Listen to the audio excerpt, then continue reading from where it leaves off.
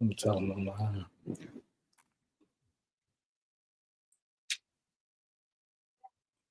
What's good, people? What's good?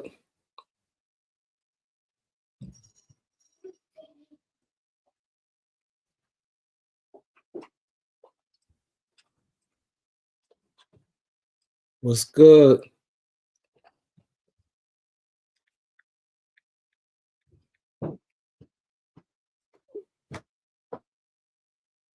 Yeah, I had to clean that table. Ain't that much. Just wipe the thing.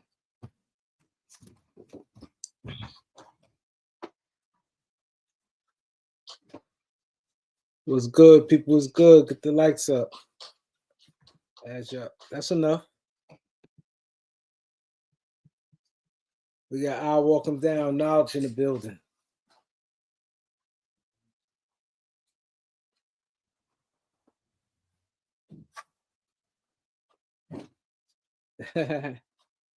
What's good, people? What's good? Let's get the likes up.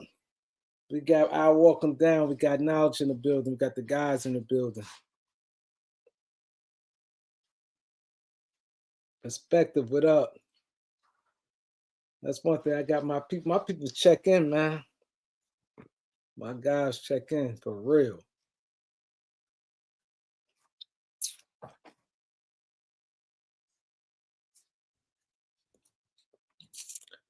Yeah, we're gonna go in today, man. We're gonna go in.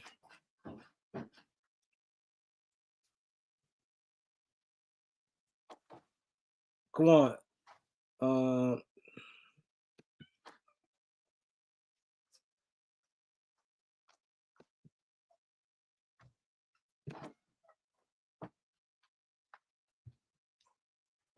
I think I got it. Let me see.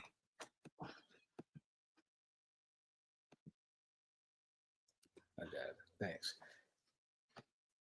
Got the link for Elder. Let's drop the link for Elder to come in. We got Greg Brown, Eric Quan in the building. We got the guys in the building. We want to talk some real Lakers today, man. Real Lakers. Daniel Berry, Zay26, what up? Hit that like button as y'all walk in, man. We got Jonathan Neely in the building.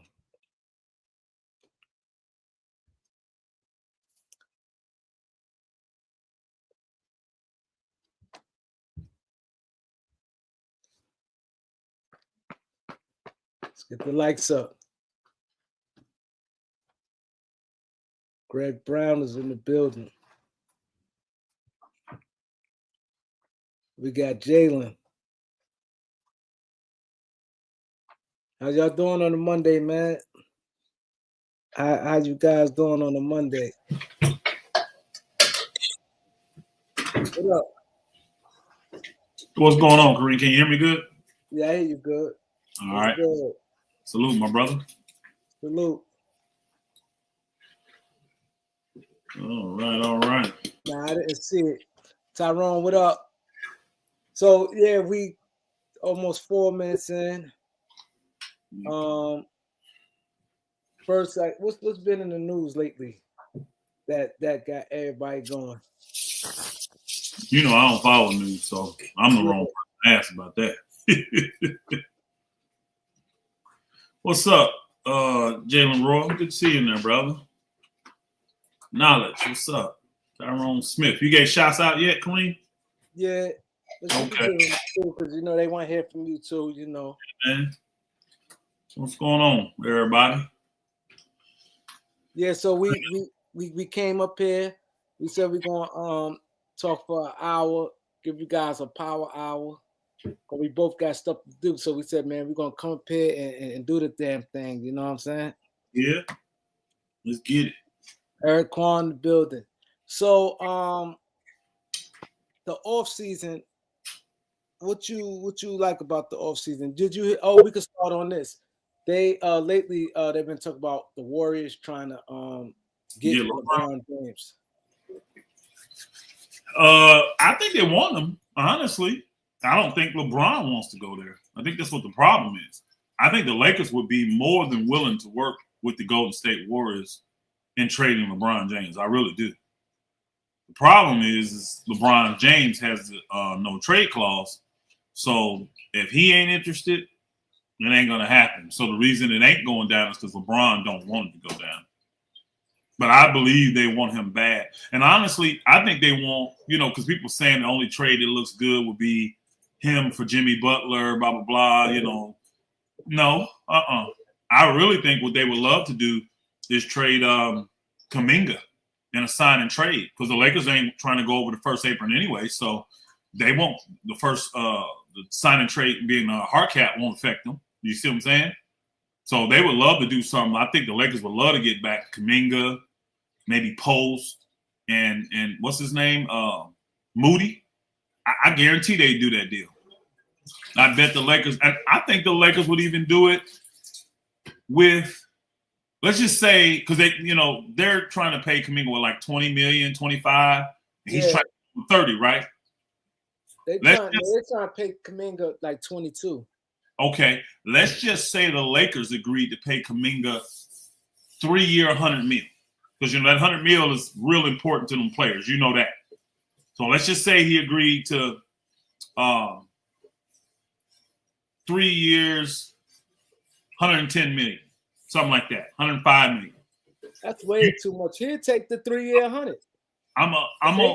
They're not even giving him that.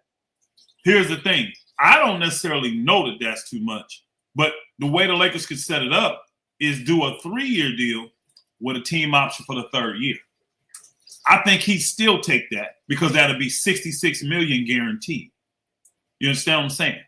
And to me, that's still not a lot of money for a guy with the potential. And then if you're removing LeBron and moving Kuminga into your starting 3-man role, you kill 2 birds with 1 stone. You get rid of LeBron and you're done with LeBron and Bronny and that whole circus and all that kind of stuff. Then you potentially have your 3 of the future. Good off the dribble, dynamic scorer, incredible athlete. You get younger, more athletic. The boy can score. He's not a slouch defensively. Let's keep it above. I'm not saying he a lot now, but he could easily fit that role. Then you're getting Moody, who is considered a way above average defender. Remember, they really like Moody. And then I would get Post in that deal. See, I would want Ayton, Post, and Hayes as my big men. Because I like Post. I like the way he stretched the floor. I like the way he rebounds. I like the way he played. I want Post. Give me Post, too. You keep your little guard and all that, but give me Post. And I think if you look at the money to get to the 54, that's about what you need to pay Kuminga. And my thing is, that 33 is this year, right? Because it's a new contract he'd be signing. Then you go into next year. How much Moody make? I want to say 10, maybe something around that, 12, maybe. It ain't crazy. I think how you gonna get the 54 with those 3? I thought I had to go back and look. Yeah, I had to go look. But however it would work, if we even got to throw a 4th player in there, we can make it work. Yeah, I'll probably do a 3-team trade. Either way, because at the end of the day, the Lakers got $54 million, but we got an extra roster spot too. So we can take back an extra player. Like if we do 3 for 2, 4 for 3, we can do that. We can make that work. So if they got a guy, I ain't looking at the roster right now, y'all. So you'd have to help me. They got like 9 guys on their roster right now. Yeah. So if they got a guy that they want to get rid of, but I think he's young and would help the Lakers, we'll take him, especially if he's not on a long contract. But I like the future with those 3 young players coming over. And I tell them, I don't even need a pick. Yeah, Moody making 11. I knew it was something like that. Yeah, so you're talking 33, 11, that's 43. Post probably only making what, 2, 3 million? 2. Yeah, so 43, 45. Yeah, you're going to have to throw another player in there. I'm trying to think. When you play on 18, you have to probably do a 3-team deal. Hey, you know what you can do? Because the Lakers want what's his name as well, right? Gary Payton second, right? It's already a sign and trade. Just sign and trade for 2 guys. I don't think you could sign trade 2 guys. You can't? I don't think so. Okay. I was gonna say if you can, I have to look at that. I don't know that for sure. If you can, sign him for a 1-year, $10 million deal or $8 million deal, something like that, whatever to make the money work. Then you got it. And you getting back a bunch of young guys, some defensive guys. I'd do it. I'd figure it out. I'm not going to pay Kuminga more than low 30s. I'm not doing that. And the commitment will be a 2-year commitment. See, Golden State only wants to commit 1 year to him for $22 million, y'all. This is why he's turning it down. This is why he's turning it down. Because they're saying 2-year, like 45, y'all. 2-year, 45, team option on the 2nd year. And because the NBA looks at a contract like that as a 1-year deal, that would automatically give Kuminga a no trade clause. And they saying, let's do 2-year, 45, team option, waive your no trade clause. So essentially sign up for $22 million and then allow us to be able to trade you wherever we want to trade you. I don't blame Kuminga for not signing that deal. I'd wait this thing out. You never know if a team, and I hate to say it this way, player gets hurt or something. Now you realize, whoa, we got a chance to do it, but we need somebody. Wow, Kuminga's still available. We liked him. Now we may want to pay a little. You know what I'm saying? That's why you don't just rush and do anything right now. You wait because there's no penalty for Kuminga waiting to sign that thing. Because do you know what his qualifying offer is? It's not great. What is it, like 12? I think it's $10 million. Yeah, see, that's crazy. I'm not rushing to do that. He said he might just pick it up. I mean, at this point, I would pick that up and become a total free agent before signing that deal they're offering. But again, I don't think he'll sign that deal. I got to the season. I mean, we're in August. Season don't start October. You see what I'm saying? Training came out. I don't need to do nothing until then. So if I'm him, I'm waiting to see. Because imagine if a team has one of their top 2 or 3 players get hurt. It could change the whole trajectory of your team and make Kuminga move higher up your priority list. So that's why I know that, they said, hey, Eric Kwan said this is 7.9, Kareem. Oh, wow. That's qualifying off. See, that's garbage, bro. $8 million? I personally believe Kuminga's. The man, what did he play? 18, 19 minutes last year, scored 15 points a game? What's his minute? What's his stat line, Eric? It's impressive with what he did. I mean, for the time frame that he played, it's impressive what he did, Kareem. I'm telling you, the boy can score. And here's the thing. He's another ball handler because really he's best one-on-one.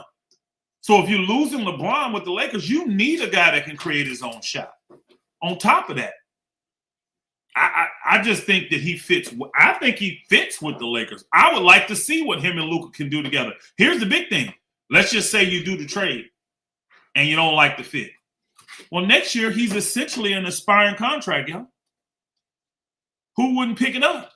You get plenty of teams that want $33 million from a 22-year-old super athletic guy that's in a bad situation to fall off your books. I don't think it'd be hard for you to move Kuminga. And I know he signed that because he's getting guaranteed $66 million. And I honestly believe the system and Kerr has held him back. I really do. I think the system that they run for Steph and all that has really held back the talents of Kuminga. I'm being honest with y'all. I think he averaged 15.5 rebounds, 45% from the field, 31, 67. I'm good with that. I mean, his 3-ball. How many minutes he averaged, Everett? How many minutes he averaged? It's like 20 minutes a game. That's it. 19, 20 minutes a game, something like that. It's crazy, though. That's good numbers, though. Yeah, 15 is good. Very limited touches. So imagine what he would do in a free flow offense with Luka and AR and guys like that. Oh, you have 24 minutes. Half the game. Half a game. That's still good. That's still 15. His per 36 is well over 20. Yeah. Steph for the win. Thanks for the super chat. He said, do you know who saved Swever at Ike PR? Yeah, I know Sway saved Swever. He from 124th. He from Harlem. I know. Say Swabber. He battle those battle rappers he talking about. Oh, are they? Okay. Shoot, one of my guys is he old school though. One of the best underground battle rappers of all time. Who that? He's from Indiana, but he was doing all his work out there in New York. Supernatural. A good friend of mine. Oh yeah? Yeah. Mm-hmm. His name is Rico Price. He's originally from Marion, Indiana. Oh, okay.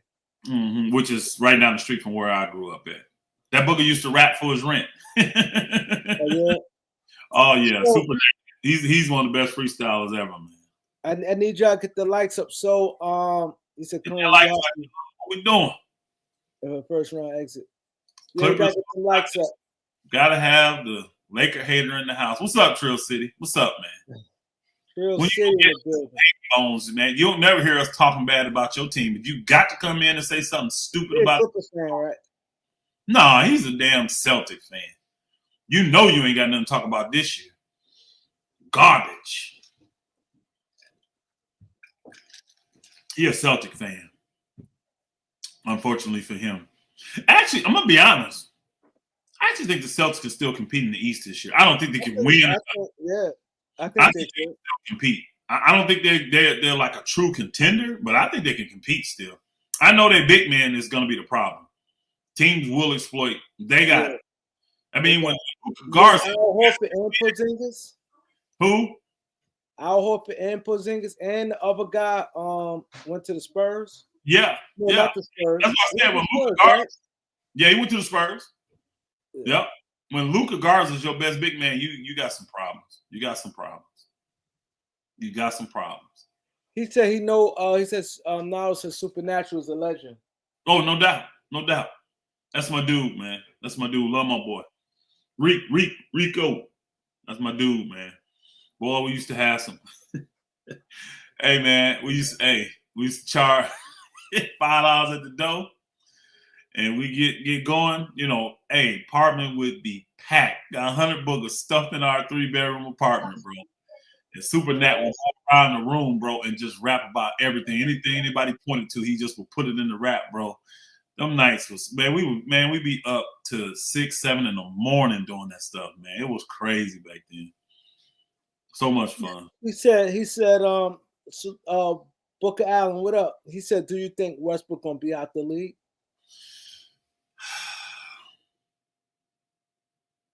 Sound like it, because the only team that's interested is Denver.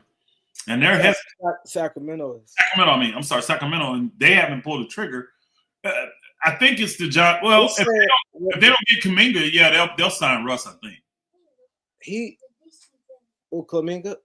Yeah, that's why they holding up. Kuminga's also holding up. Russ want more than the minimum. And I heard that's the only one. Yeah, Kuminga's holding up, I want to say 4 or 5 teams from doing things. And a bunch of players. It's a bunch of players that haven't signed because Kuminga hadn't signed, y'all. Because Cam Thomas is they say he about to take the qualified offer. And they saying it's kind of quiet with Josh Giddey and the Bulls. Because it's 4 guys, right? It's 4, right? It's Josh Giddey, Kuminga, Cam Thomas, and somebody else. I can't remember who it is, Kareem. Eric, no. I know. He said Supernatural battle Eminem before. I don't remember that. If he did, I didn't see that one.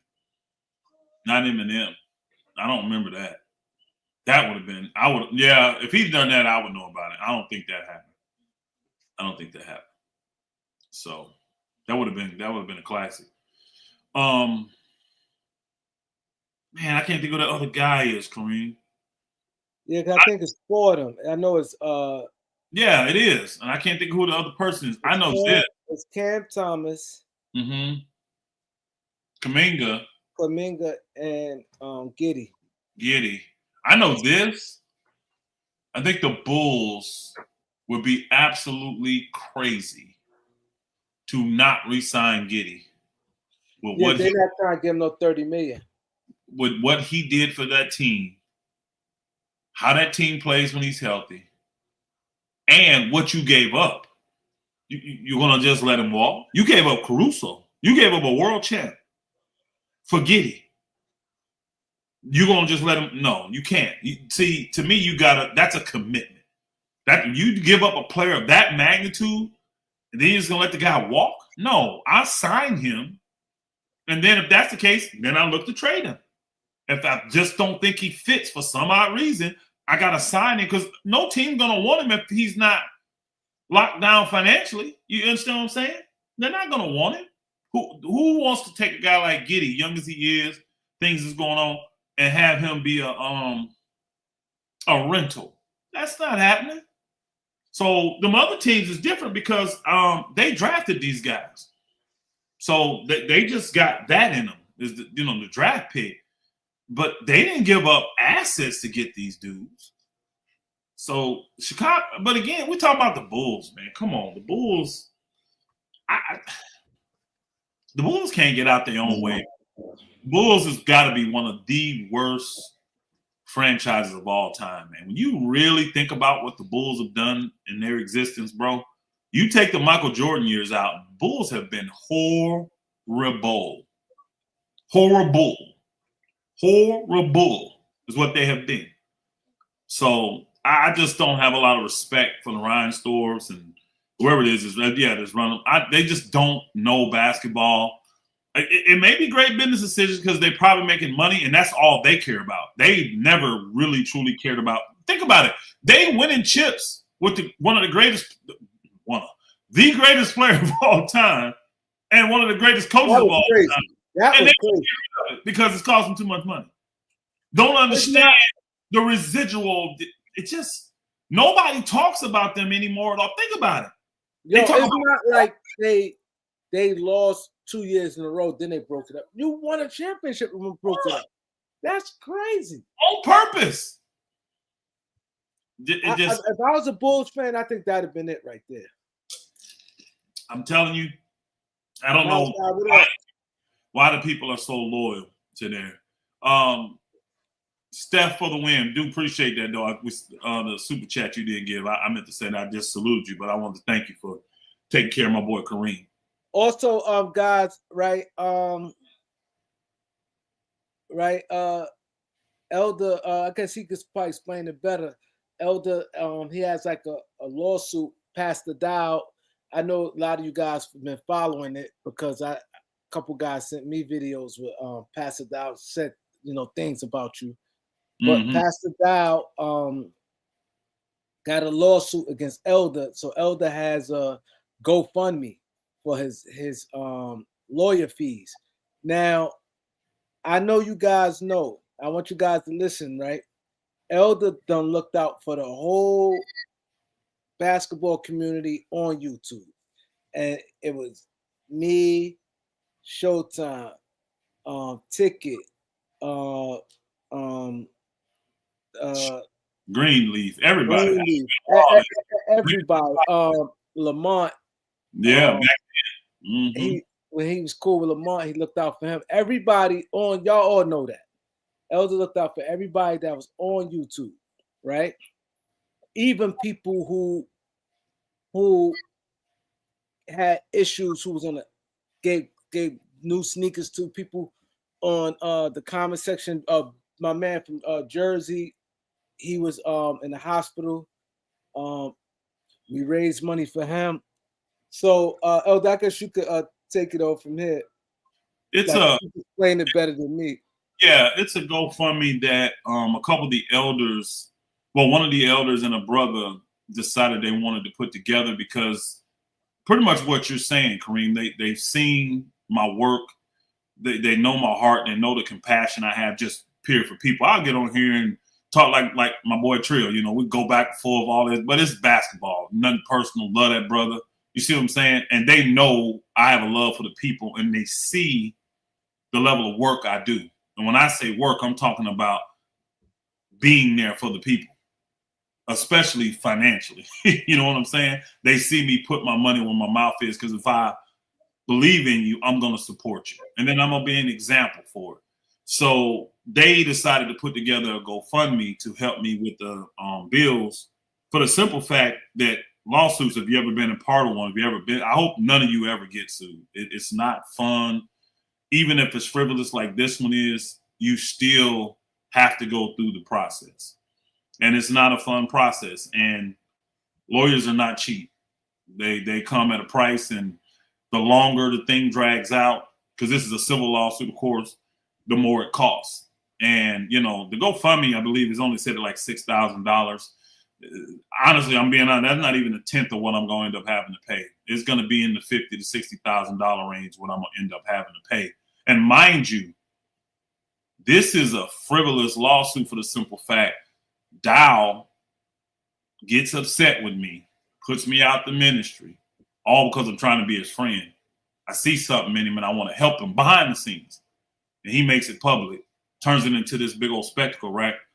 Then he goes and puts this fraudulent lien against, you know, y'all know about all the properties I had down there in Georgia. He puts this fraudulent lien for $23.4 million against me. And that's what spurred all of this. And that has turned into this lawsuit. And his whole goal, he said it to people privately. Now, I don't have that recording or anything like that. I don't have the proof of that. But I believe the people that came to me telling me, he said it to them privately. His whole goal is to just try to financially ruin me, make it as hard on me as possible, all this kind of stuff. Again, the Most High got my back. But they put this together, and I'm grateful that they did. At the end of the day, every dollar going to go towards these attorneys to help fight for righteousness, because that's what it is. See, a lot of folk don't know the saints that lived on the land with Dow. There in Tennessee, the chief elder, he was the one that reached out to me for help, right? And then when I went to help them, they were so afraid of Dow. They kind of, you know, how you gaslight somebody, get in there, and then they get in there and they fighting. You ever seen that before? Where, hey, man, I need your help, man, to do. And then you go help the fight. You turn around, you helping this book, and he done took off running. That's what kind of happened. But at the end of the day, it's a worthy cause, because I'm not down to oppress the people. I'm not down to be a tyrannical person. I'm not down for anybody being a tyrannical ruler. So I don't like oppression. I want people to be free. The Messiah, Jesus Christ, Yeshua, he came for you to be free. So that's really what this is all about. At the end of the day, I'm not going to come out financially ahead. It's going to cost me. But I will get the properties free, and then I'll be able to move those, do what we need to do with that with me and the brethren, and move forward. But it's a sad thing, actually, Kareem. It's a real sad situation. But yeah, it is. I'm grateful to the brethren that see the work I do, know my manner of life. It's sad, and because like Knowledge said, for him to stoop that low, like you got to be a low down person. You know what I mean? You left the ministry, let that be. You suing somebody? Like, come on. Yeah. And I had a legitimate lawsuit. Because again, y'all seen all the work. You can still go look on my channel, because I didn't take none of those videos down. All the work I did building up that community in Georgia. And that was us doing it. That wasn't him funneling money to us to do it. We did all of that. Me and the brethren and the sisters down there in Georgia. We did all of that. And it grew and it grew and it grew. And it got to a point where more people were calling on me to help than they were calling on Dow and the hub to help.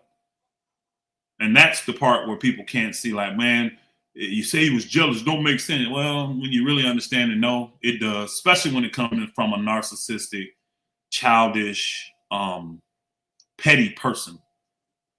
And I'm a little ashamed because I really believe this brother loved the people. At one point I did. I really believe that he did when I first met him. Because people don't know, I was already in ministry doing my own thing independently, right? Traveling all over. I was driving hundreds of thousands of miles doing ministry for people, right? Same stuff I did even while I was with Straightway. I was already doing it. So when I met him and I see the communities and the others, I'm like, man, this will be good. I can grow and do more for folk. And I really believe that he was a man of Yah. I really believe that he was sincere. I really believe he had a heart for the people. But as time went on, the Most High just revealed what was really going on. And that's why it's fallen and it's folding now. You can go, like, if you go look at the last service they did Saturday, y'all remember how it used to be packed in there. It's like 60 people there, man. It's the whole thing. Just folk just done fell out. Whole communities done left. And, you know, I don't get no joy out of that. The joy I get is knowing that people are voting with their feet on the side of righteousness, and they're not subjecting themselves to the level of tyranny and oppression that he puts you under. And he's actually forcing folk out himself. Because if you don't agree with his, now the doctrine done turned very wicked. If you don't agree with his wicked doctrine, he wants you out of there. So he's working hard behind the scenes to manipulate and lie and slander and make up stuff on anybody that disagrees with him. So if you feel led to give, great. If you don't, I ain't gonna fall out with you. But people, now it's just the right GoFundMe right here that now is put up. That's the right thing. If he said it is, I don't know. I don't know if it is or not, but I'm sure it is. I'm sure it is. So people, please let's represent. His goal is 6,000. I don't care wherever you send. Like I said, there's plenty of time. People in the chat, not just YouTubers. People in the chat had issues, whatever, and he looked out for them. Like, come on, this guy, y'all seen it.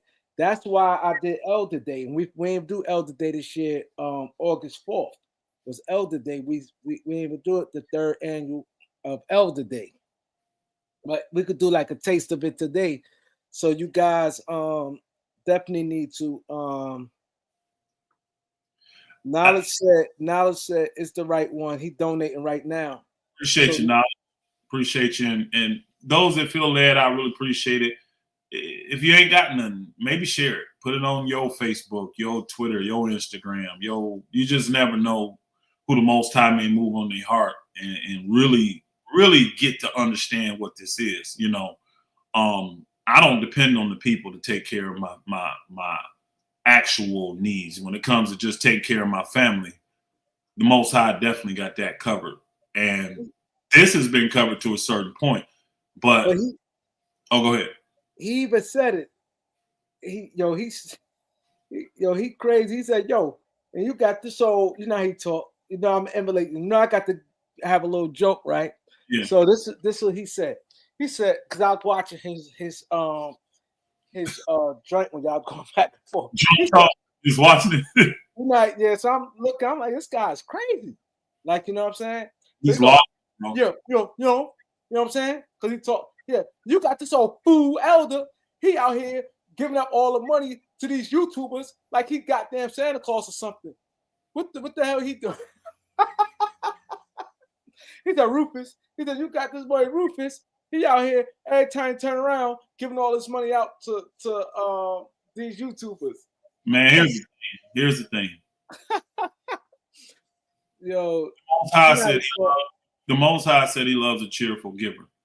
And I didn't put people in categories like, okay, well, I'm only going to give if you claim to be a Hebrew Israelite, if you claim to keep the commandments. I'm led of the Holy Spirit. So if the Holy Spirit tells me, give to a brother that's in need, that's in a wheelchair, or give to this sister that can't pay rent, or help this family out that's about to be deported and sent back to another country. You see what I'm saying? If he tells me to do that, I'm not finna sit here and give you a 10-question survey to see if you qualify. No, if he say give, I give. It's his. All that I have belongs to him. It's his. And he trusts me with it. So when he moves on my heart, I'm going to do it. And the little bit that I don't know about, he will really be upset if he really knew what I did. If he really knew all the giving that I do. And that ain't stopped. I mean, he's upset because I made a statement on a broadcast on the War Sheet podcast here recently about how since this has all went down, and I said we, meaning myself, and I won't even name the other people, but all the people that have helped people get out of that toxic ministry, that cult, because that's what it's turned into, right? I said, we spent well over 300,000. Well, he spends that and says, oh, he done embezzled 300,000 from the saints, and where'd he get it? He don't work. He don't. Nah, that's amazing. I can prove work with W-2s. Dolly had a job. I don't understand the thinking of people. This man has not had a job since the 90s. But he tells the folk all the time, I don't work. And like, I think it was Trill in there saying, man, I'm in Jordan. I seen y'all work. Bro, them videos, you see what we were doing? Yeah, y'all's working. Y'all's working. Al didn't give nothing to that, y'all. He didn't contribute nothing to that. He would do what everybody else do when they show up to help with the work, which Dal only showed up a few times. They always give an offering. When I would go out, like when you see me go to Indiana, see me go to Kentucky, see me go to these other places, right? Anytime we show up, we're not only coming to physically work, we bring in finances to help you build. So I'm bringing thousands of dollars, giving offerings to these brothers. And some of them will do the same to me when they would come help me build. You understand? That was the level of love we had for each other. But now he turns us, and think about it. You're mad because I've taken money that the Most High's put into my hands and helped the people that you have oppressed. People say, well, what's the oppression? These people have given over their lives. Some of these people have given over all their assets, all of their life savings, right? To be a part of these communities. And then when they disagree with him, he kicks them out. And I'm not lying to y'all. He gives them nothing. Nothing. I mean, I'll give one story.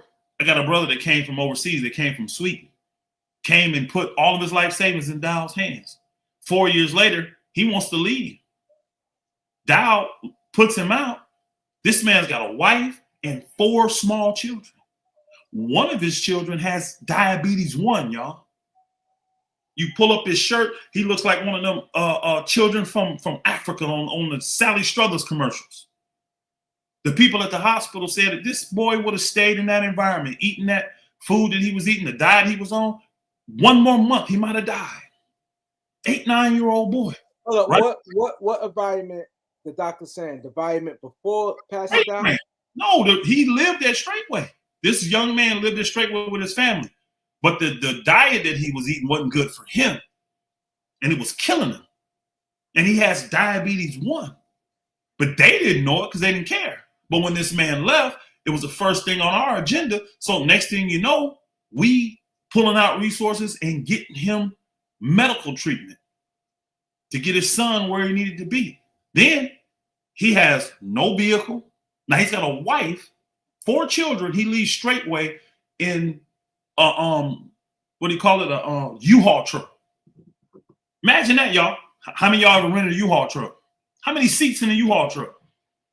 And the man leaves with his wife and 4 small children and less than $400 in his pocket. And he gave his whole life savings. Yeah. He came and put a major bag in Dow's hand. As soon as he got here he came from overseas, from like Sweden, to be a part of it. And then living there, he got to be a part of it, you have to give up money to be a part of it? If you're going to move on one of these communities and things like that, you're committing to give all. But here's the thing. You're committing to give all because we're supposed to be building it together for each other, not just for him. The people there that lived in Tennessee with him found out that he was keeping everything for himself, that he was building it for him. They were never going to get anything. And I'll say this, and we can move on back to basketball. One of the main reasons why I got put out, and see, he'll never admit this, he'll never talk about this, he don't even want to bring it up, right? Is because he found out that through them foundations that we started, I found out a way through those foundations to put land in the brethren's name. I was going to quick claim deed land from my name over to the foundation, right? When you do that, you have to name an executor over that parcel of land. Whoever is the executor of it on that foundation owns it. They control it. So I saw that. I'm like, so we were unique. Y'all saw it down there in Georgia. We didn't have one piece of land like everybody else. We had small plots of land. So I was going to be able to sign this land over to this foundation and then put this brother over it. Sign this piece of land over to the foundation, put this brother over it. I was super excited about that because I'm like, these brothers are going to be able to say and show with proof, paperwork proof, they own land and they own property and they have an asset that no one can take away from them. Now imagine what that would have done, the effect it would have had on everybody else that's living on all these other communities. Dow wasn't going to let that happen, y'all. So he expedited his plan. He's been lying and slandering on me ever since. I don't want to make this show about Dow. Those of you that feel led to give to the GoFundMe, I really, truly appreciate it. If you feel like you get nothing to give, share it. Just share it. You never know who heart Most High may move on. And you would be giving to a cause to fight against tyranny and oppression against your people. And when I say your people, I'm not talking about blacks, whites, Hispanic, because I'm talking about everybody. If you looked at that ministry, we was a melting pot. It wasn't just blacks, just whites, just Hispanics, just foreigners. No. Anybody that kept them commandments, anybody that believed in Jesus, anybody that believed in the Most High, they were welcome. So, all right. So I think we got that out the way. Knowledge, thanks for putting that up there. Appreciate it. Anybody want any more information, you can reach out to me privately through my email. I'll put that in there. You can go to my page and see that though, but I'll just type that in there real quick because that's the best way to reach me fast at my email. But prayer is good too. If you're righteous and you're holy and you really truly believe in prayer, I put, my bad. Y'all know that two's supposed to be at. There we go. My bad. There we go. So if you need to reach me, do that. So, Kareem done stepped out again. What was we talking about? What were we at on this Laker talk before we got on? Before we continue, I know a lot of you guys is smart out there, right? So I'll be saying a lot of stuff about cayenne pepper. This right here, I just bought this. I literally just opened this now. So do I just do, and I got this right here. Do I just put it in there and drink it? What's your goal? No, they said it's good for your blood and just good for your period. Yeah. Don't put too much in there though. Like don't drown it in there. No, hell no. Yeah. But yeah, you can do that, shake it up and drink it. You trying to cleanse a little bit? Yeah, they said it's good for you. It cleanse you out. It's gonna run through you.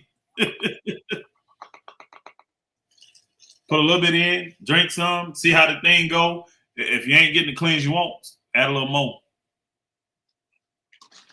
It'll definitely flush you. It says it's real good for you. Yeah, it'll definitely flush you. It'll definitely flush you. They said it's good for your blood. Yep. The circulation, blood flow, I've all been that. taking ginger shots. That's good. That's good. Mm-hmm. Oh, yeah. All right, so Lakers prediction. Yeah, Lakers. Maris Hall, he wants us to predict the Lakers record. Man. I think 47 wins. So worse than last year. I think because the reason why I say I think it's gonna be kind of hard. I don't think if it is, it may be 160 win team. I think it's gonna be close. I think a lot of teams can battle it out.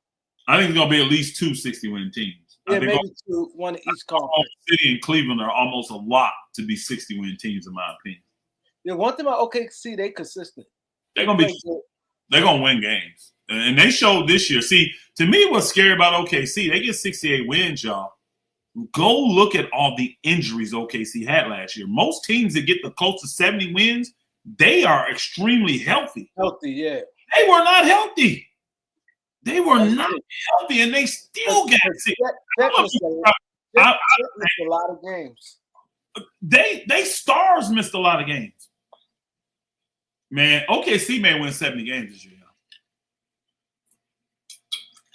If they can have some help, meaning check plays, 65 games. If you get the three big players, and I'm going to say this now. If Williams, Shea, and Chet play 65 games each, they're going to win 70-plus games. They're going to win 70-plus You don't think they're going to come off like a championship high and take their foot off a little bit? Nope. I actually think them brothers got it. I think they got it. I think those brothers want to be great. You know what I mean? Like, I don't see those three, I don't see the money, like, making them content. I don't see that. I don't think they had that drive to get that money because the money was guaranteed for them. All of them knew. Yeah. So I don't see that. I think they want to go down in history. So I think that's their motivation now. And they know with the way this new collective bargaining agreement is, it's going to be hard for dynasties to stay and last. So they know they don't have this 8 to 10 year window like everybody else got just because they're young. They know they may only have a 4 or 5 year window now. But let's just say they can win out of the next 5 years because those three signed for the next 5 years pretty much. Let's just say they win 3 out of 5. That's 4 chips, y'all. They solidified. That's a dynasty. I think that's what they want. I told y'all, 2 years ago, I was scared of this team. I told y'all this team scares me because of the level of talent, the level of growth, the assets they got, the finances they got, the trades. I mean, not trades, the picks. They got everything. They got it all. That team scared me. And what I thought would happen took place. And I'm even more impressed this year because all of the games that I'm not saying they're going to do 3 out of 5. I'm saying if they do. I'm not predicting they win the next 3 out of 5 chips. I'm not saying that. But I'm saying they want to be great. And let's just say they achieve that. They're going to be something special. But the thing would make them tough. They got a lot of assets. Yeah. That's the shit that makes it crazy. And something, Kareem, about their developmental team, their young players are good. You see them take leaps every year. I mean, they can lose Williams. You still got, what's the young boy from Kentucky? Casey Wallace. You still got Wiggins. You got guys that slide right in there. Now, I'm not saying they on Williams' level. But guess what? I don't necessarily know. I don't know what these dudes would do if they had the opportunity that Williams got. These are very good, high IQ, quality ball players. I'm telling you right now, what I'm looking, if I'm in the league, I'm looking at OKC team real tough. And 1 or 2 of these guys they cannot keep. They're going to have to let somebody go. They're going to have to. They can't just pay all these dudes. And I want that guy. I'm setting myself. See, everybody wants to keep money for the Jokic's. No. I want the right assets and the right picks to get that dude. Because he's already proven to me he's a winner. And he has that mindset. See, I want who is the next Caruso on their team that I can pry from them? Wiggins is definitely that kind of dude. Casey Wallace is definitely that kind of dude. Guys like that. That other Williams, I like him. I agree with what Greg Brown said. I think that's their biggest threat, Denver. This year?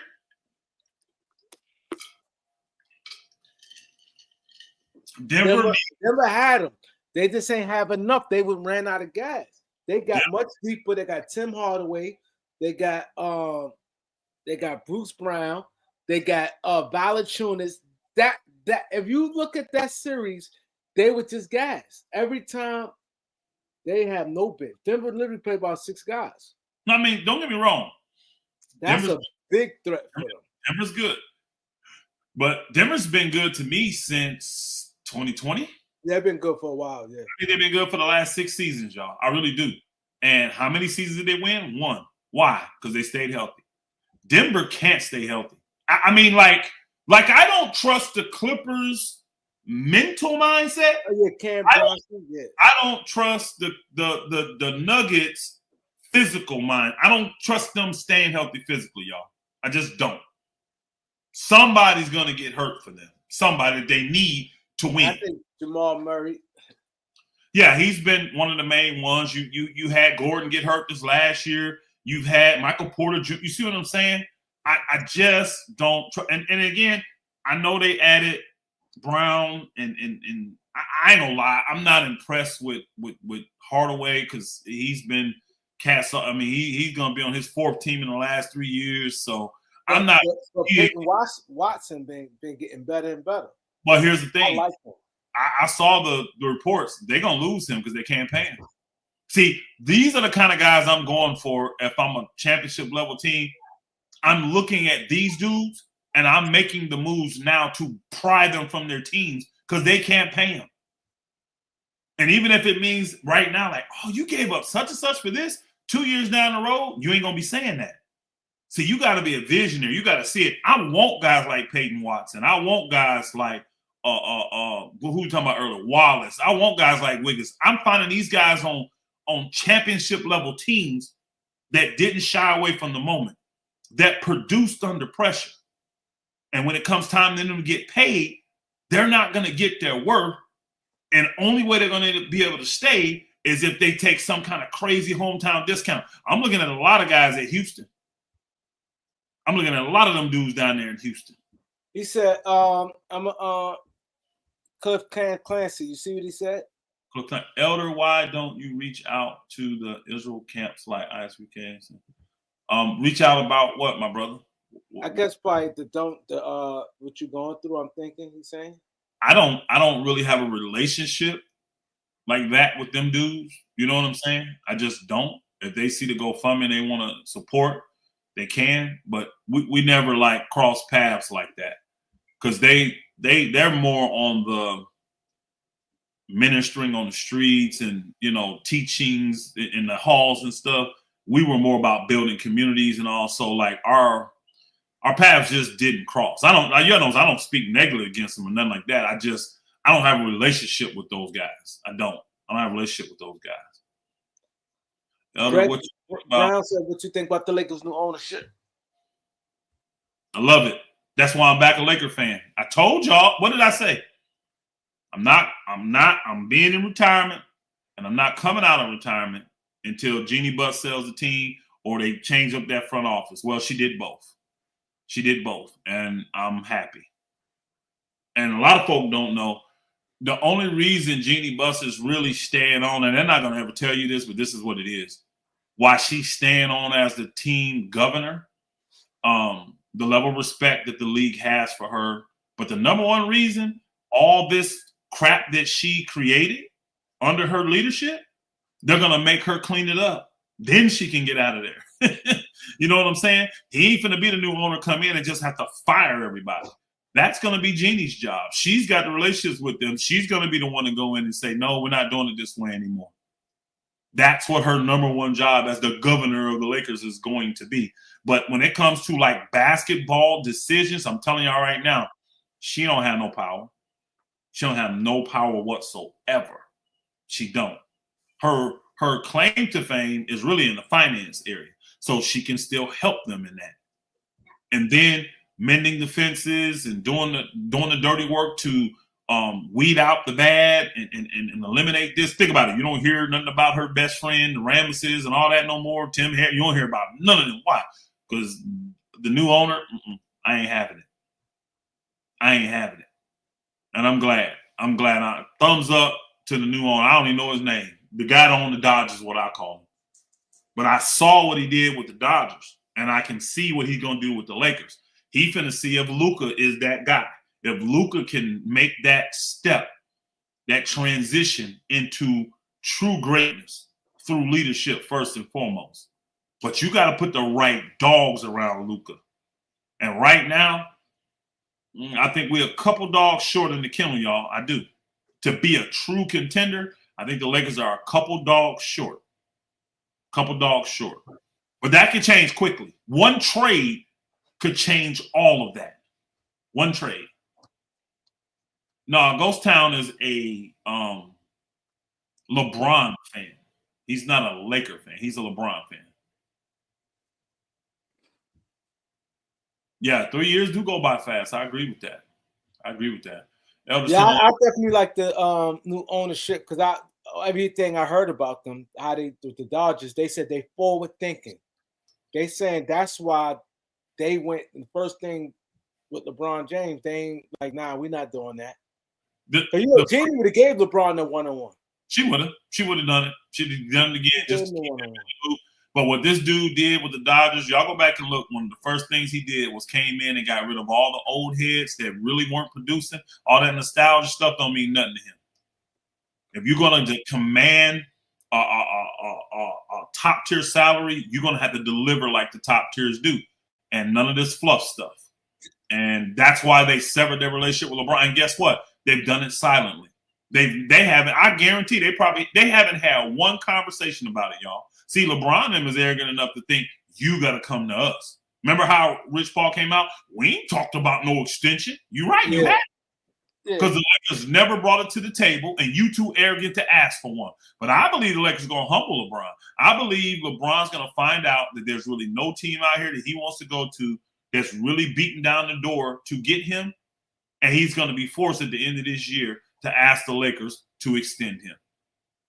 And that's going to be a very hard conversation for him because he's going to find out that the Lakers will do it to honor him, but it's going to be under a number that he is not going to be happy with. It's going to be under a number. And honestly, I'm probably from a business perspective. You may know this too, Kareem. In business, what do you do if you have to put an offer on a deal that you don't really want? What do you do? If you the owner? I'm talking any business. Anybody in the chat can answer this. Say it's a business deal on the table. It doesn't matter what the deal is. It could be in anything. Okay, I'll make it more. Let's just say it's a car deal. And you have a dealership. And you got a customer that's coming in. And he's got a 2015 Yukon SLT. But you have 8 of those on the lot already, and they're not selling. When he comes and says, I want to trade you my car, what kind of value do you put on that car? What do you tell him? If the KJB and the KGB, and not KGB, but the KKB, Kelly Blue Book, all that stuff tells you that his car's worth $15,000. Do you tell him you're going to give him $15,000 for it? No. What do you tell him? I tell him I give him like 12. Nope. You don't want his truck. You got 8 and you can't sell them. I wouldn't say 12. If I don't want your vehicle in that scenario, I'm going to tell you, to me, that vehicle's worth about 9, maybe 10,000. You're going to be sorely offended because you're going to look on my lot and say, well, why do you have the same vehicle out here for $18,995? And I'll be like, will you buy it from me for $18,995? I got 8 of them. They sitting here. They're not selling. It's not a popular item right now. So if I got 8 that aren't selling, why do I want yours? Now, to earn your business, I'll take it in on trade. But I got to be in a position where I can price your vehicle at $14,995 so that somebody will buy it. And what's the person going to do? Nobody's going to trade that vehicle for 10 grand. You're going to keep it. But you offer low because you don't want the vehicle. That's what the Lakers got to do with LeBron. Offer super low because you don't really want him. Then This is wrong. This is wrong. Then you leak it and make sure that everybody knows what you offer. And he's gonna really be pissed. Oh, he's gonna be hot. That's gonna really be who's the because think about it. Now you guys are getting to see. Think about how the Lakers could never keep any of their business in-house. Remember how we used to get mad about everything out there? Why is everybody knowing? Well, what has happened in the last year and a half? Why is none of the Lakers' internal business getting out for people to know? How come we're not getting any inside information anymore? Because they're not giving it to Clutch. Yeah. Clutch don't know nothing about what's going on internally with the Lakers. So that's why we don't know nothing. Now, I understand just from a business standpoint, but man, again, good question about the Lakers front office. Thumbs up to the new owner. Thumbs up to the new owner. Thumbs up. And then they really pissed them off when they was like, "It's a new sheriff in town, and his name is the other agent, Bill Duffy." When Kendrick Perkins said that, yep. Oh man, Bron, they said, "Yo, Rich Paul, y'all power is over. It's over for y'all." The new guy in town his name is Bill Duffy. Because they already got like 3 clients already on the Lakers. Here's the thing. When you have the best player, when you have the number 1 asset, you're dumb as an organization to not build around that. You're dumb not to accommodate that. Again, I go back to car sales. If I got a salesman that's dropping 30 cars a month, you don't think I'm going to do a little bit more to make sure he keeps selling 30 cars for him than I'm going to do for a guy that's only selling 7 or 8 a month? That would be bad business on my part. Well, they're both the same. Show me that in the pocketbook. See, if you're in business, you're in it to make money. And the guy selling 30 cars is making me way more money than the guy that's selling me 7 to 10 cars. So if I can do something over here to enhance him and guarantee his 30, I'm going to do it. And when the guy's making 7 or 10, hey, can I get that? No, just start selling 30 cars and I may think about doing it for you too. It's an earned benefit in my personal opinion.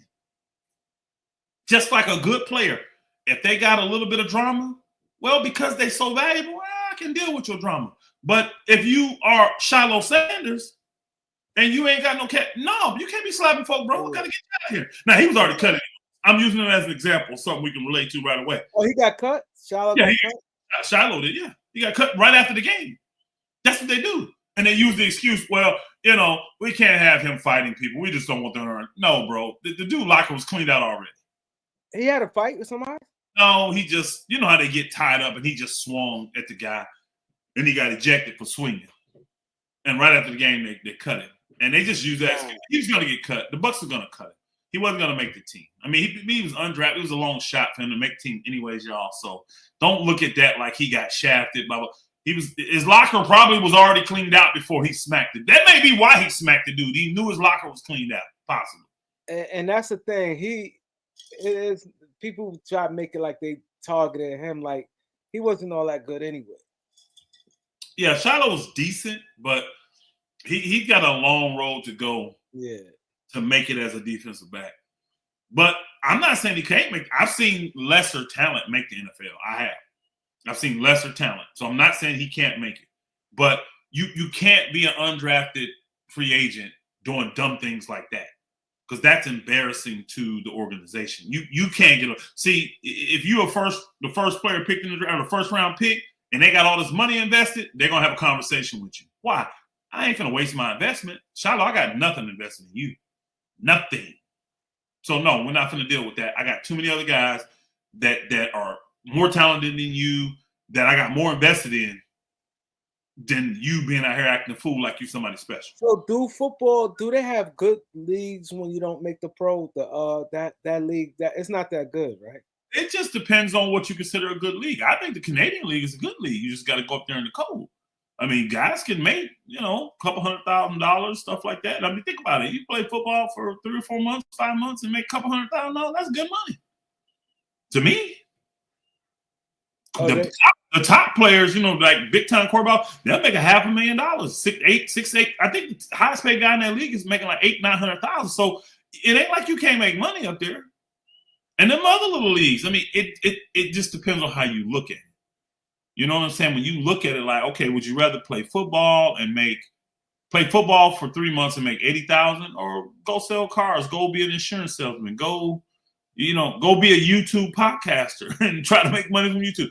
Which one appeals to you? One keeps you in the loop, keeps you fresh, keep you active. The other one it's a whole new thing. But I think CFL made good money.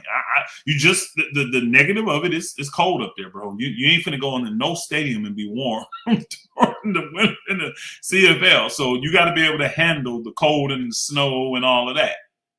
But so they make more than the D League. Then the what?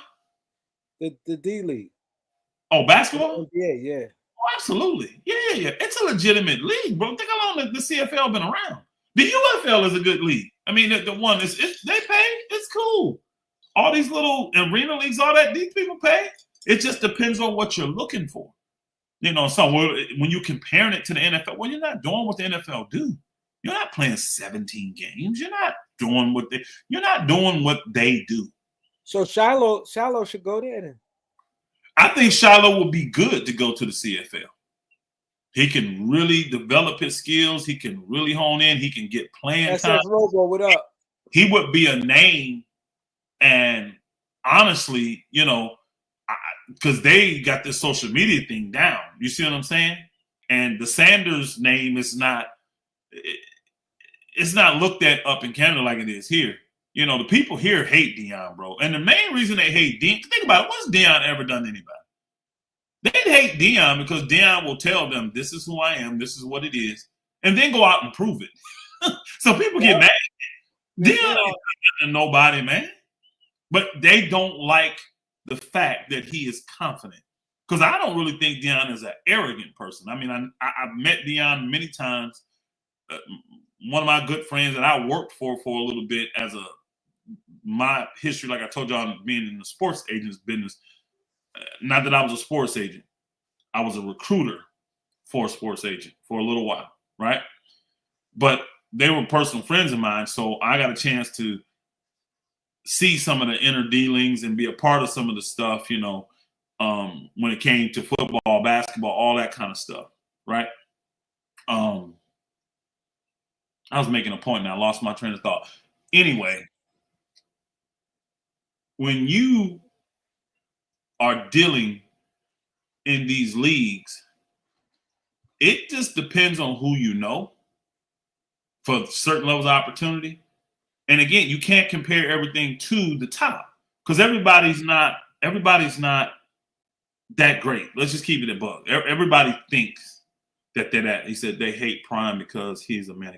Yeah, absolutely. I was talking about Deion. I'm glad you got me back on track because I had like 4 thoughts going on. But yeah, I was talking about Deion, and that's how I met Deion because his agent I was friends with. His agent's passed away now. But Deion, I don't think he's arrogant at all. I really don't. I don't think he's arrogant at all. I just think he's an extremely confident man. He's not one of these guys that's in your face trying to intimidate you. He's a loving guy. Just cool, man. Just cool. One of the best athletes I have ever seen in my life. I remember one of the first times playing ball against that dude. Man, you talking about ultra quick, ultra fast. Oh, just then had mega hops, y'all. Like Deion, I don't necessarily know he could have been. Deion could jump. He was ducking that. Deion was just a ridiculous. He's probably one of him and Bo Jackson are probably some of the best athletes of all time. Like Deion, if he put his mind to it, he could have been an Olympian in track. You saw he played professional baseball and football. Honestly, if he put his mind to it, he might have been able to be an NBA basketball player, y'all. Now, I think that would have been the hardest role for him.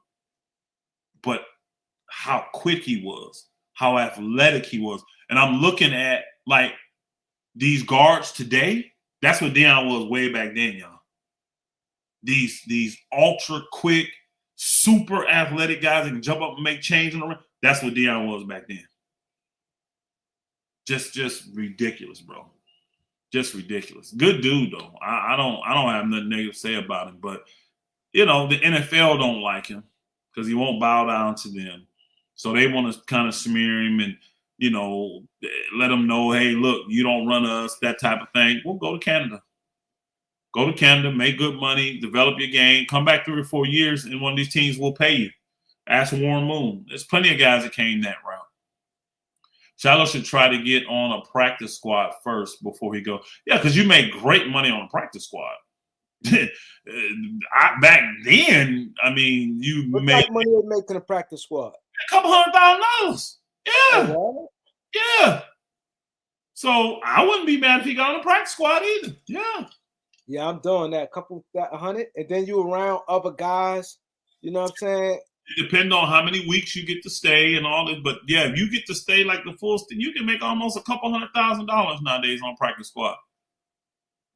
Yes, sir. So yes, I agree with that. I don't know who said that. Dennis. I agree with that. Yeah. Yeah.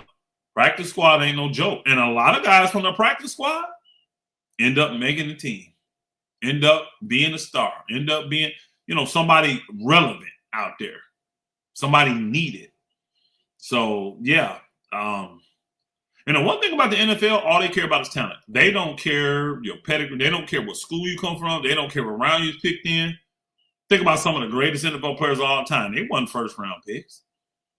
Joe Montana. Yeah, that's one thing. That's one thing. NFL got a lot of guys was in.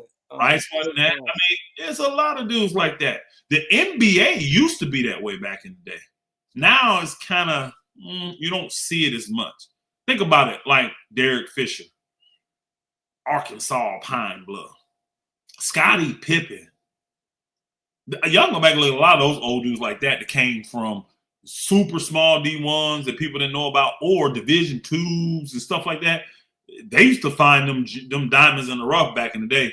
And I think what has happened is with AAU, there's so much exposure from 6th grade to 12th grade. There's no reason for a guy like that to go to a small, a small school and like just don't have to. There's just too much exposure. My uncle used to be an NFL executive. Trust me, I know. Cool. There you go, Dennis. Yes, sir. Yes, sir. No, I learned a lot from those brothers, man. I mean, and it wasn't like I was around them daily and all that, but because they had AAU teams, so I was one of the coaches for we had 5 different AAU teams, 5 different levels, I should say. One team, but 5 different teams on one. And we had a elite. Then we had a senior, junior, sophomore, freshman, and everybody played up. So if you was on the freshman team, those are middle schoolers. If you was on the sophomore teams, most of them were middle schoolers or 9th graders. You see what I'm saying? The senior team was all guys that was sophomores or juniors. The elite team was just the best of the best. That team had a little bit of everything on it. 9th graders, if they were that good. Seniors, if they were good. You see what I'm saying? The elite team was just that. So, but those guys were the organizers of the AAU team, and I did that for 3 years with them. And there's a lot of commitment, a lot of sacrifice, a lot of travel. Ain't no joke, because we were an elite team. So one week you in big tournament in your hometown, and the next week you in Vegas. The next week you in Houston. The next week you in Pennsylvania. The next week you in Florida. You know what I'm saying? There's a lot. Yes, a lot. Lofton Jr., good center for cheap. No, he's not. I disagree. I smoked it. Lofton is only 6'7". He ain't no center either. And he ain't He's only 6'7". Y'all gotta understand the NBA. You gotta be you start Rui or Smart. I would start Smart. I actually would go with the 3-guard offense if I was the Lakers. I would not start Rui. It's too many wings, and that's very weak wing defense between LeBron and Rui. Honestly, y'all, I got to trade Rui. I gotta find a trade for Rui. I gotta get Rui. Defensively, he shoot the ball well. Don't get me wrong. Rui shoot that thing from 3, y'all. But his defense, having him guard the threes, even though he's athletic, he's stiff like a power forward. He doesn't move like a wing. He moves like a big man, and I can't have him guarding wings, and LeBron is too old to guard wings. See, I gotta move Rui, man. I gotta move Rui. I got to. I would be looking to do a deal with Golden State, even if it's not LeBron. I'm being honest, Kareem. I've come around. I actually want Jonathan Kuminga. I don't know why. I want Jonathan Kuminga. And I don't have a problem with him making 30 mil. I really don't. I think it would be worth it. I would love to see him and Luka together. With Ayton, I would love to see that, bro. I really would. He is so athletic. He is so strong. He is so quick. He's such a good scorer. I would love to see that. I really would. I would love to see that. And honestly, if I could pull off that kind of trade where I could get Kuminga, Moody, and Post, say Kuminga 30, right? I don't even know if I need to give him 30. If I'm doing a 3-year deal, can I get him for 25, Kareem? Will he say yes for a 3-year 75? I think he's doing that. I think he's doing that. Let's just go to low route. Let's go to low route, y'all. I think he'll do that. 2 years guaranteed. The 3rd-year team option, right? So we don't want this little where you get your no trade. We don't want that, right? But I think Kuminga could outplay that contract. I really do. And then, see, this is the type, and you know this, Kareem, this is the type of stuff that the Lakers will do. All right, we'll do a 3-year, $75 million deal. We'll guarantee $50 million of it. The 3rd year is a team option. But if you're outperforming that contract, we will opt you out of that and make you a free agent and allow you to hit the market a year early so you can get your money. We will have the advantage anyways because we've traded for you, so we have your bird rights. We'll be able to pay you more than anybody.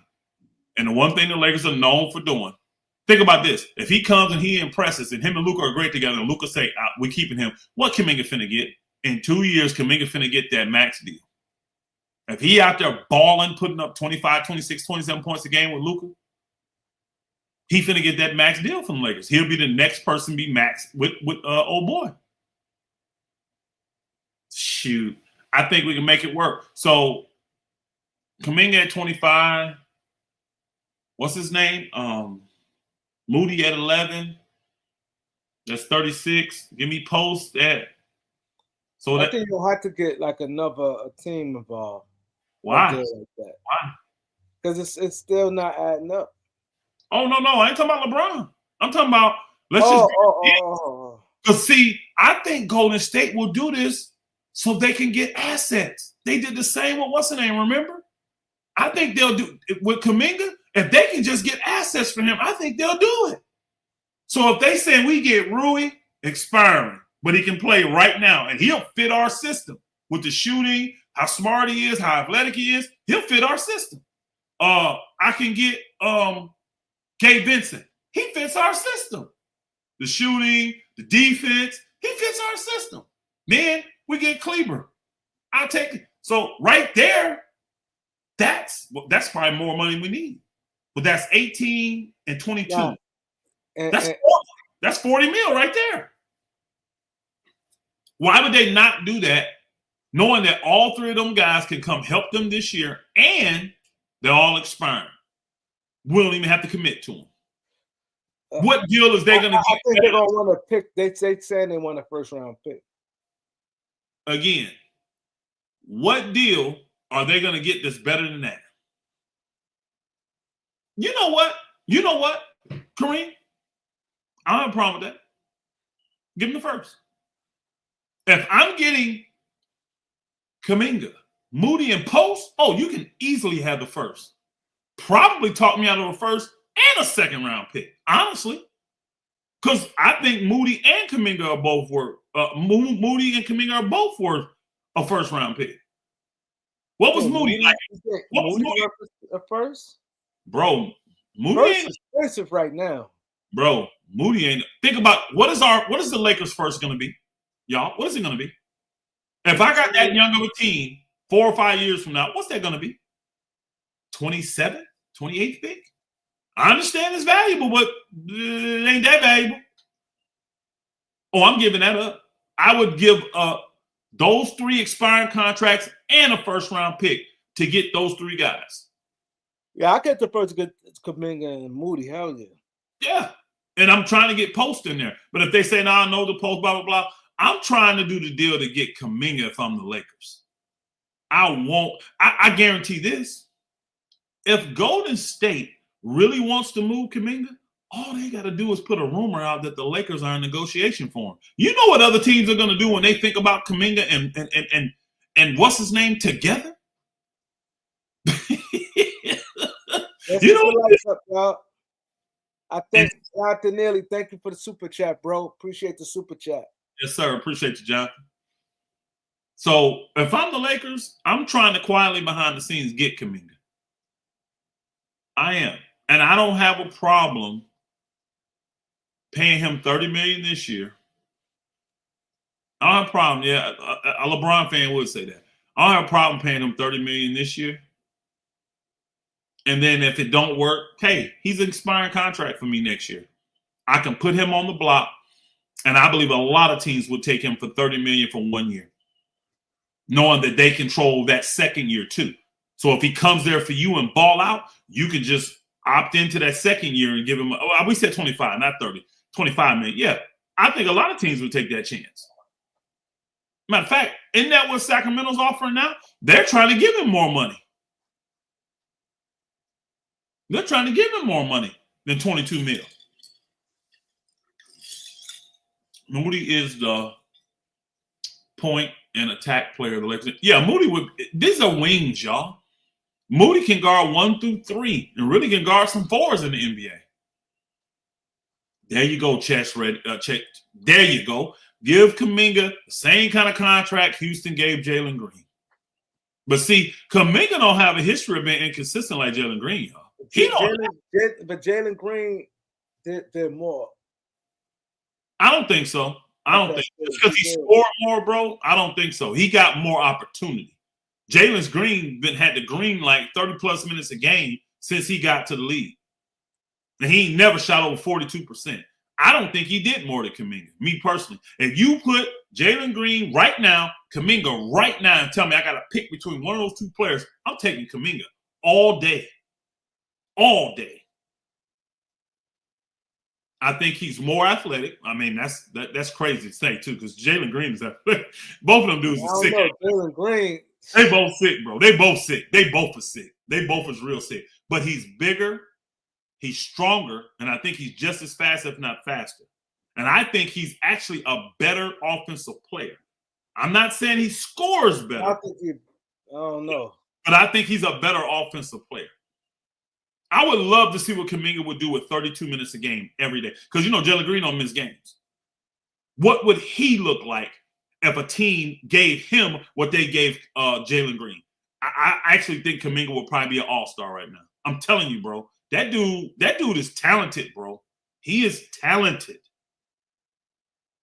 And I don't see the inconsistencies in him like I've seen in Jalen Green for 4 years. And he's a way better defender than Jalen Green already. Kuminga play deep. Remember, he take them challenges. He'll go out there and guard them point guards, remember? He'll go out there and do that. Man, I'm actually sold on Kuminga. I don't know where it came from. I thought Washington's going to try to get him. He'd fit good with Washington as a power forward. Who? Washington got a lot of nice players. Washington, my Wizards. Who would fit good with him? Kuminga. I think he would be wasted talent down there, though. They're not going to win, even though they're not going to win. They got a lot of good young players in Washington. Not that good, though. They young players are not better than the best team's young players. That's the problem. No, they ain't that. And that's the problem. That's why it's like, they're not going to make no noise. I think the best Washington can do in the next 3 or 4 years is fight for a play-in spot. That's what I believe that's the ceiling for them. Somebody got to prove me wrong on that. But I just don't see it. I don't see it. They probably on the same level, Gregory Brown. They both ridiculously athletic. They both are. They're probably 2 of the best athletic guys in the league. So I won't say he's better, but he right there. They're neck and neck. It's probably too close to pick one or the other. But I just think Kuminga has been held back. And if a team can structure something to fit his skill set, I think Kuminga could just blow up. And I actually think JJ Redick's smart enough to do it. He's too overhyped. I watched Kuminga. When you watched him in Steph Curry's system, you only seen him in Steph Curry's system. You haven't watched him in a system that accentuates his talents. You ain't seen that. You ain't seen it.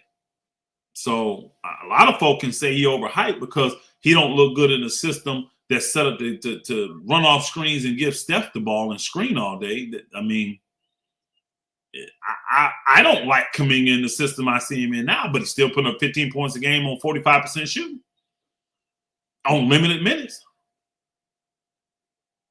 I like a dude, Warren. I like a dude. I think he's raw. He's definitely athletic. He's a beast. I love his physicality.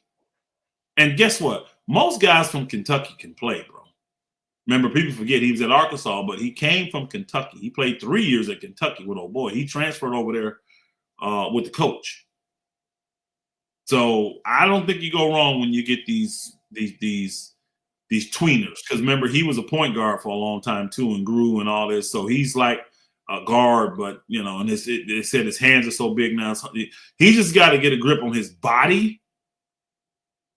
And then we'll see. But I like his athleticism. I like his toughness. I like the dog in him. I like him coming in spot minutes. I would be looking for an upgrade, though, because he is a project. I don't see him coming in being ready to take over the 3 spot right away. I think Kuminga ready to take the 3 spot right now. I do. I think he's more of a 4, though. He don't got no 3 type of game to me. I think he do. I think he's more of a 4. I'll play him at the 3 because he can guard 3s. He don't move stiff like Rui moves. He don't move like that. Kuminga don't move like that. Jonathan Neely, Kareem don't like Washington. Don't be fooled by that. That's just. I like Washington. You don't like Washington. Stop it. I like Washington.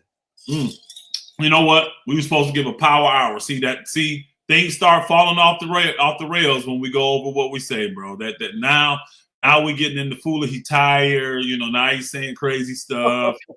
Nobody likes the Wizards. Nobody. The Wizards don't like the Wizards, man. Stop it.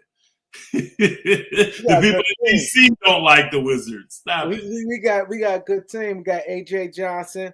We got we have to get rid of CJ McCollum and what's his name from Milwaukee, Chris Middleton. Yeah. See, a lot of people Bob Carrington. We got a good team. I think we done with the old guys. I think we got enough of them on the Lakers. I don't really need if we get Middleton for the minimum, I'm taking him. I'm sorry. He still can shoot. He's still a good 3, so I'm taking him. But I don't want to. He said, check out the center the Lakers just signed, Corey Kelly. I don't think that's good. Was he on Exhibit 10 or something like that? What's he on, Exhibit 10 contract? Training camp deal. Yeah, he's like 6'10", right? He's 6'10", right? He ain't gonna make 10. Yeah, he ain't gonna make the 10. He like 6'10". I know who he is, but he ain't make 10. He like Koloko, I don't lie. Koloko look a little better, but see, to me, I don't think the Lakers need a non-shooting, bruising center. You already have Jackson Hayes for that. You already got that. I don't want that. I need a true stretch. This is why I don't mind Kleber playing some small ball center. It ain't even small ball. Kleber's 6'11". Yeah, Kleber ain't small. He can stroke that thing. I think it was Greenleaf and them or somebody. Somebody was arguing with me about them. So, all right, keep it up. Keep it up. I don't watch Kleber. Good in Dallas, though. Bro, I done watched him hit major big-time shots, especially. He could block shots when he first came in the league. Kleber is athletic, sneaky athletic, I should say, sneaky athletic. I mean, I like that dude. He just been hurt the last couple of years, bro. If he healthy, let's keep him, bro. Let's see. Folk gonna be pleasantly surprised because I would love him in there as a small ball stretching the floor. Stretching the floor. Kleber can knock that 3 down. The Lakers are missing some wings. They need wing defense, y'all. They guards can defend. The ones that are on the team right now, to me, they can defend a little bit.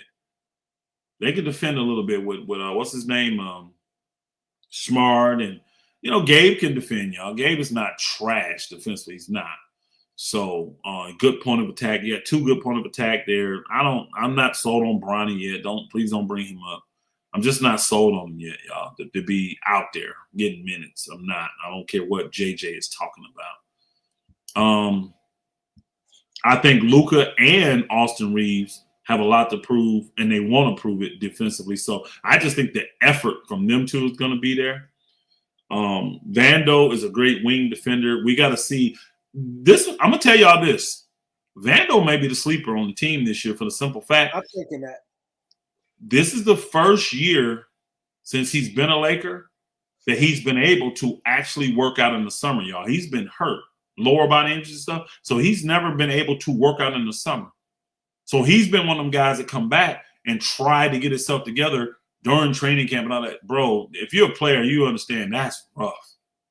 That's rough to do. This is the first year he's been able to actually go work out and been healthy in the summer. So I expect Vando to come in, because when Vando is ready, y'all, oh my God, people act like that dude shuts down half the court. He guards 2 men. I'm telling you, Vando make up so much space.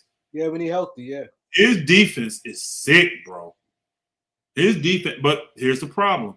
I don't like the schemes the Lakers use him in. Don't have him guard little small, quick point guards. That's not what he do.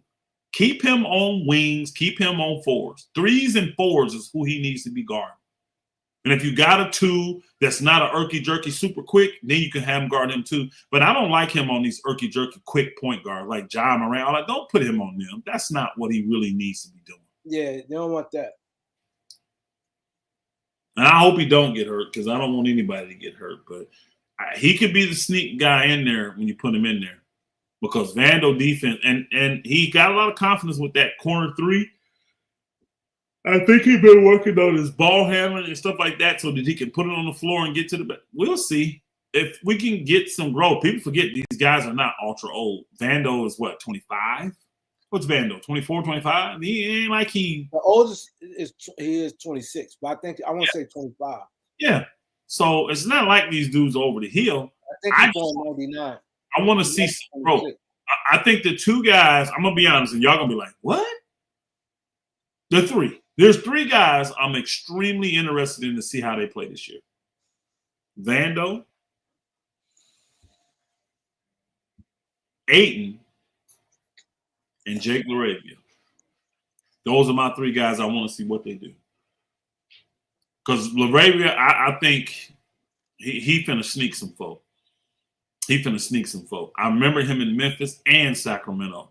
That dude can be a problem, bro. I think he's got to, get some control things down a little bit. Sometimes he can get a little out of control offensively, trying to do too much with the Euros and all that. But that dude can play, man. And then them foreign dudes, people don't realize this. I don't know if he's foreign or not. I think he's American. Is he? But guys like LaRavia, they're kind of like late bloomers sometimes. I think the Lakers, he's going to be one of the easiest ones to outlive his contract.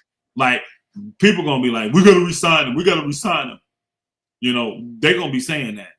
We got to resign this dude, man. He's got 1 year. He got 1 year. No, I think he did a 2-year deal, but he can opt out. You know how Lakers do that. They're going to give you 2, but they're going to let you opt out. If you outperform it, they want you to go ahead and get your money, even if you got to leave the Lakers. See, that's the thing why people want to go to LA, man. It ain't just because of the good weather and the team. They know the Lakers care about the players, bro. They ain't trying to hog tie you because you're an undrafted rookie and they can lock you up on a crappy deal for 4 years. No, the Lakers said if you perform in 2, you're going to go ahead and make your money. Why do you think what's his name that's in Dallas now? The guard from Michigan. Why do you think he got paid so fast? Why do you think AR got paid so fast? Why do you think Caruso got paid so fast? Even Taylor Horton-Tucker. All these dudes, bro, the Lakers, these guys in the league, they look at that stuff and say, shoot, I wish I was with the Lakers. Why? Because the team you signed with, they put you on a 4-year deal for $3 million a year. And you out there balling, putting up almost 20 a game, and you stuck for 2 more years on that contract. And the Lakers say, nope, go ahead and get your money. Even if it means you got to leave us, get your money. We ain't trying to hold you back. Yep. Yeah, man. Anthony says LBJ is going to sabotage the team. I don't think the owners are going to allow it. I don't. I think what will happen is if he tries, because see, this is the thing you got to look at. Everything that Clutch has tried since this has all come out, it's all backfired against him, y'all. Everything. All backfired. So if they try to sabotage it, it's going to be so obvious and so clear. And you talking about him. Let LeBron try that, man. I think even some Bron stands with trade. I think he'll try though. Bron's crazy like that. Well, guess what? It's gonna end bad for Bron if he does.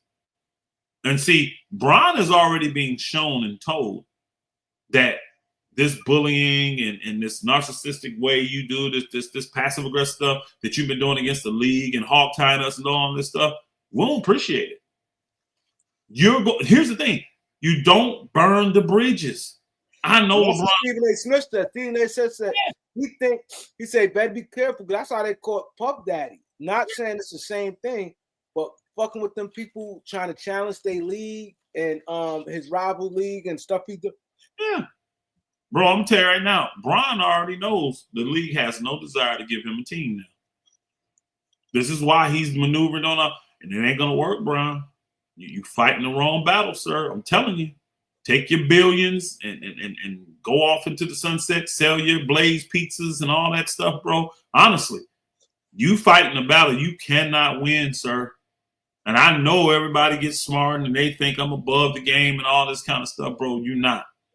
You're not above the game, bro. I promise you. You never will be above the game because you don't even understand. You really don't understand what the game is. You really don't. You don't even understand what the game is.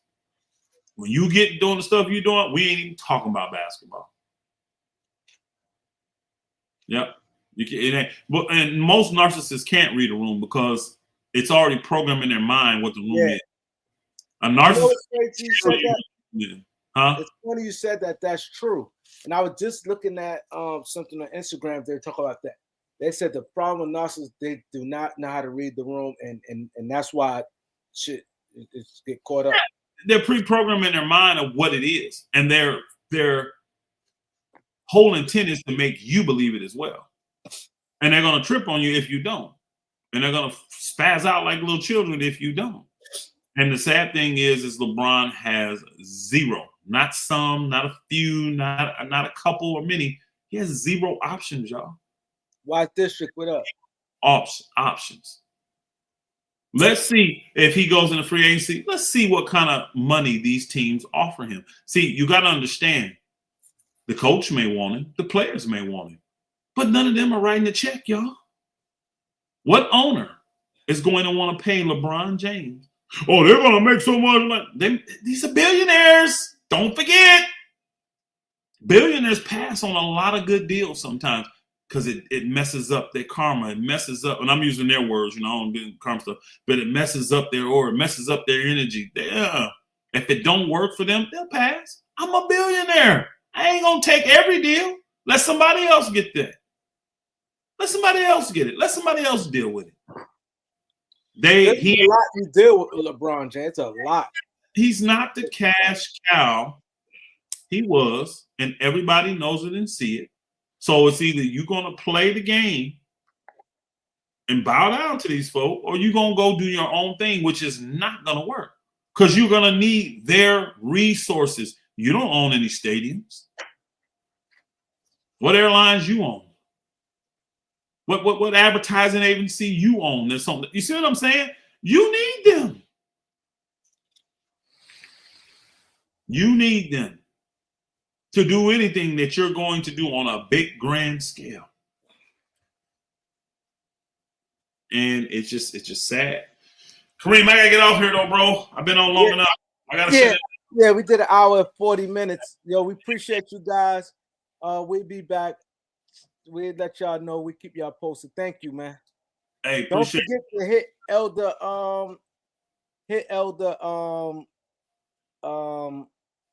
GoFundMe, man. I appreciate all y'all that GoFundMe for Elder, man. he definitely showed everybody love, man. Everybody, the whole YouTube community, man. Even the guy that's suing him said it. Even he said that. Man, salute to y'all. I appreciate all y'all, man. Appreciate all y'all. Much love. We'll be back. Talk this Lakers stuff when it get closer. Salute, salute. Salute.